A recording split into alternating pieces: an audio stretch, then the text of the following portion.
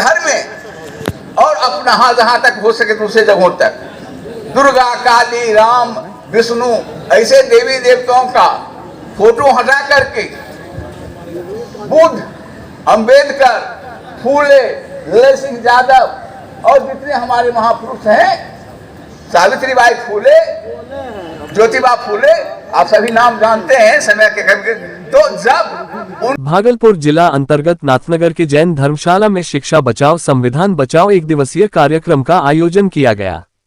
इस अवसर पर देश के जाने माने प्रसिद्ध वक्ता लक्ष्मण यादव ने जमकर मनुवादी विचारधारा एवं बाबाओं पर जमकर बरसे। भारत दर्शन एक आवाज मीडिया न्यूज चैनल पर कैमरे की नजर में कैद हुए वक्ताओं के संबोधन को प्रमुखता से देखे। भाजपा एनडीए की सरकार पर जमकर बोलते हुए कहा कि बहुत जल्द बिहार में चुनाव होने को, साथ ही बीते कई दिनों से कुछ कथित बाबाओं के द्वारा सनातनी धर्म को बचाओ हिंदुओं को बचाओ का नारा देकर भाजपा के वोट बैंक को तैयार करने की भी बात कही। लेकिन अध्यक्ष किसी स्थानीय व्यक्ति को होना चाहिए जो सबको जाने, पहचाने, नाम जाने और उसका समय के अनुसार स्वागत करे। तो मैं आप सब लोगों के सुझाव के अनुसार इसके संचालन की जिम्मेवारी भाई अभय जी को विभिन्न जगहों पर कार्यक्रम आयोजित किया है, संचालित किया है और आंदोलन किया है। और बहुजन आंदोलन में पिछले कई वर्षों से डाल में कोई किसी से कम नहीं है, बहुतों का बहुत बड़ा योगदान रहा है। लेकिन उनमें से हमने कुछ साथी जो हमारे साथ लगातार आंदोलन में रहे हैं, हर हमेशा वह दिन हो, रात हो, जेल की यात्रा हो, मुकदमा की यात्रा हो,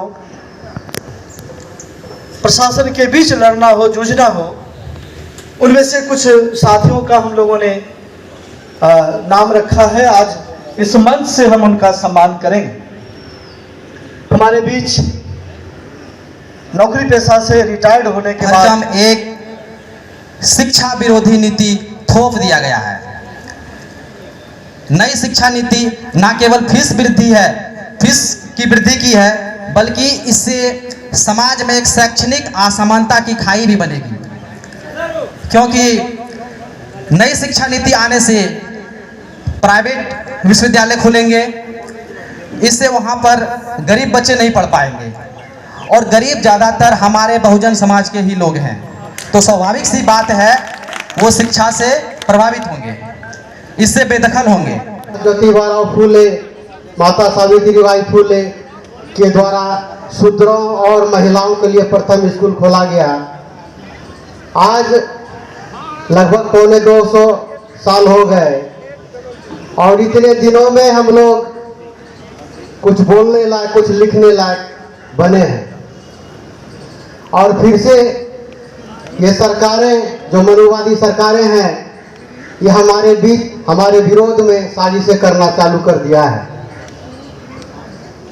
ये शिक्षा को महंगा करके और संविधान को, आप समझ रहे हैं कि संविधान को ऐसे उठा करके किताब की तरफ पलट देंगे, ऐसी बात नहीं होगी। रोज प्रत्येक दिन संविधान को तार तार किया जा रहा है। अभी आप देख रहे होंगे कि कुंभ मेला लगा, यूपी में प्रयागराज में कुंभ मेला लगा और बड़ी जोर शोर से सरकार प्रचार किया कि करोड़ों लोग यहाँ गंगा स्नान करने आए, कुंभ स्नान करने आए। वहां खर्च कितना हुआ साथियों? 6,500 करोड़। उस 6,500 करोड़ में कम से कम 10 बच्चे पढ़ना लिखना शुरू कर दिया तो फिर से पूंजी के जरिए, महंगाई के जरिए उसे वहीं पर फिर से भेजने की कोशिश चल रही है। इस कोशिश के खिलाफ हमें लड़ने की जरूरत है। हमें लड़ने की जरूरत, चाहे गांव में गरीबों, दलितों, पिछड़ों पर जो हमले हो रहे हैं, उस हमले में हमें एक व्यापक एकता बनाने की जरूरत है। शिक्षा के केंद्र में जहाँ हमारे उस विषय की भी पढ़ाई क्यों हो रही है? सवाल इससे है कि शिक्षा है खतरे में कि नहीं। दूसरी बात, ये न्यू सीबीसीएस के तहत ये प्रैक्टिकल आप लोग समझिए, वर्ष में हमारे बच्चे एक बार एडमिशन लेते थे, एक बार फीस लगता था। अब उसको पाठ्यक्रम के लिए, परीक्षा देने के लिए 2 बार फॉर्म भरना पड़ेगा, 2 बार हमारे जितने क्रांतिकारी छात्र हैं और समाज के बुद्धिजीवी जन हैं, उनसे यह हमारा अनुरोध है कि आप समाज में जागरूकता फैलाइए।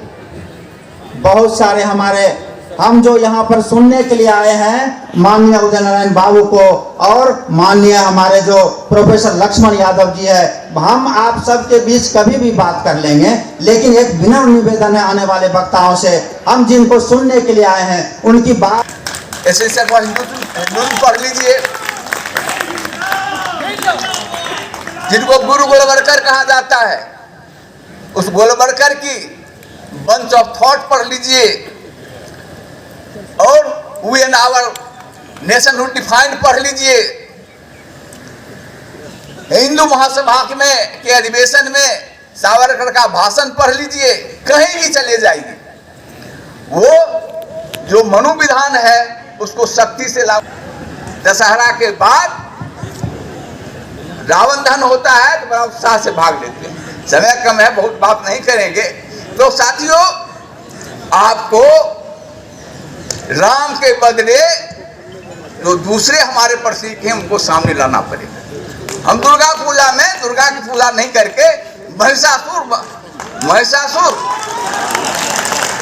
जब हम महिषासुर शहादत दिवस मनाएंगे, उसको बढ़ाकर 90% किया जाए और इसको लेकर बहुत जोर शोर से आंदोलन किया जाएगा।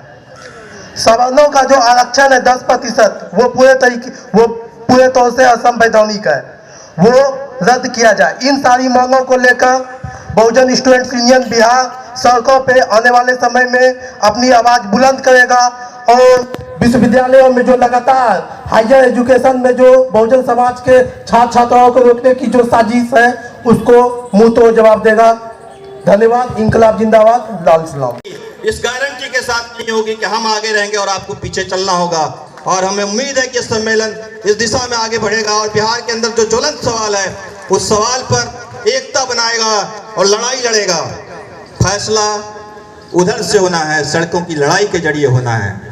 फैसला सत्ता के गलियारों से नहीं होना है बिहार को बचाने का भी।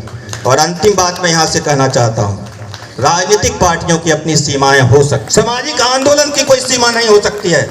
और हम मानते हैं कि 2014 के बाद इस देश के अंदर सामाजिक आंदोलन ने राजनीति का एजेंडा सेट करने का काम किया है, राजनीति को दिशा दिखाने का काम किया है, राजनीति को बदलने का काम किया है। और यहाँ जो बैठे हुए हैं हम, ये किसी राजनीतिक पार्टी का मंच नहीं है, न तो उसका सम्मेलन है। दरअसल हम बिहार को बदलने और बचाने की लड़ाई में भी एक बड़ी भूमिका की उम्मीद आपसे करते हैं कि राजनीति की सीमाओं से हमें आगे जाना है।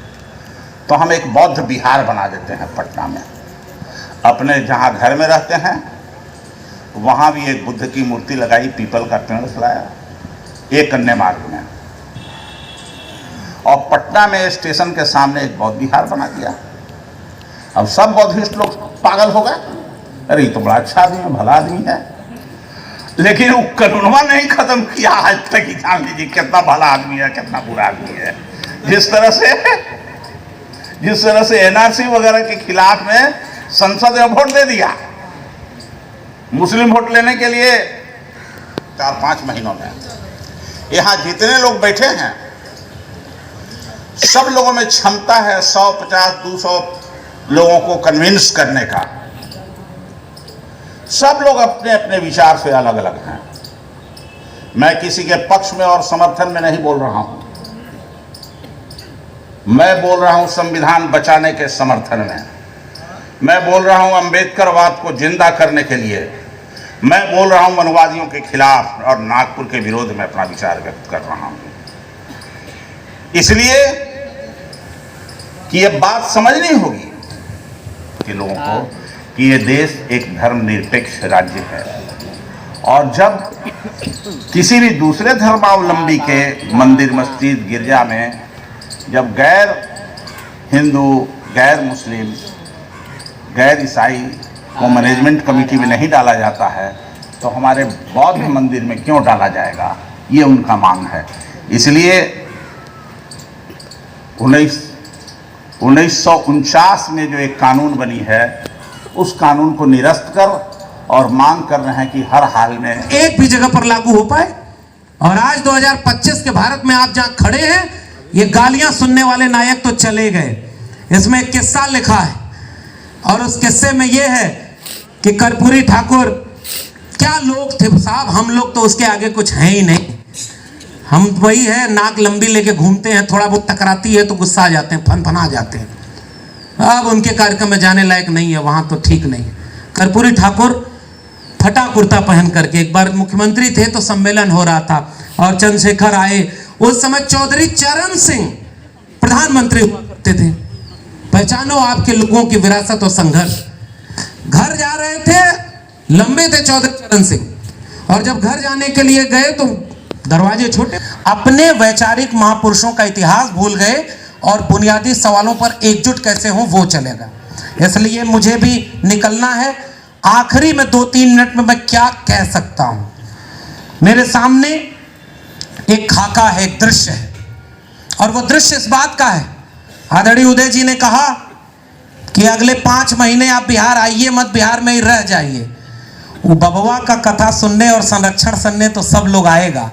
अगर बिहार तैयार है तो हम यहाँ से औरंगजेब का सिलेबस हटाया जाएगा और सिनेमा बना करके जहर परोसा जाएगा। और सोचिए, सिनेमा बनाया और एक हास्यास्पद चीज, ये देश जा कहाँ रहा है। पुराने लोग जानते होंगे और आप लोग जितने हैं, यहीं से लालू जी की याद कभी कभी आती है। पुराने लोगों के संघर्षों में जैसे कर्पूरी ठाकुर की याद आती है, जगदेव बाबू की याद आती है, वैसे ही लालू जी की भी याद आती है। त्रिवेणी संघ के नायकों की याद आती है। बाद में बदनाम किया गया कि वो 3 ही जाति का सम्मेलन था। और उस समय जब दंगाइयों का रथ चला था और लोग डर रहे थे, सहम रहे थे, उस समय समाजवादियों का वहां पर समस्तीपुर में रथ रोकने की हिम्मत करेंगे। और हमारे यहाँ क्या होता है, हमारे यहाँ आज हम उस चौराहे पर खड़े हैं कि उत्तर प्रदेश के मथुरा में हम यादव समाज के लोगों को भी नहीं समझा पाए कि दलित बहनों की अगर शादी जा रही है तो यादव समाज के लोग उस पूरे परिवार पर हमला कर देते हैं और बारात वापस लौट जाती है, शादी टूट जाती है। कितने यादव संगठनों ने पर्चा लिख करके कहा कि यह गलत हुआ है और हम उसका विरोध करते हैं। आलोचना अपने घर से भी होनी चाहिए। जाति का संगठन किस नाम के लिए बनाया जाता है? केवल इसलिए कि जो कामयाब लोग उनसे सेटिंग बन जाए कि जहां जाए वहां पर सब लोग मन मुताबिक बन जाए। तो जो ताकतवर जातियां वो तब जाकर के वंचित 90% की एकता बनेगी। और कार्यक्रम में लेके गाड़ी खड़ी कर दीजिए। बहुत व्यवहारिक बात कर रहा हूं, अभी तो सैद्धांतिक बात कही नहीं पा रहा हूं क्योंकि व्यवहारिक जगह पे हम चूक जा रहे हैं। और लड़ाई हमें जिनसे लड़नी है वो कर्पूरी ठाकुर को भारत रत्न दे रहा है। खतरा देखिए, बाबा साहब डॉक्टर अंबेडकर की जयंती आने वाली है, महात्मा ज्योतिबा फूले की जयंती आने वाली। 11 अप्रैल और 14 अप्रैल को प्रधानमंत्री का, आरएसएस का, बीजेपी के नेताओं का सोशल मीडिया हैंडल डालिएगा, उसमें देख करके बताइए वो बाबा साहब को देश का सबसे बड़ा मसीहा घोषित करके उनको श्रद्धांजलि देंगे, उनको याद करेंगे। और सारा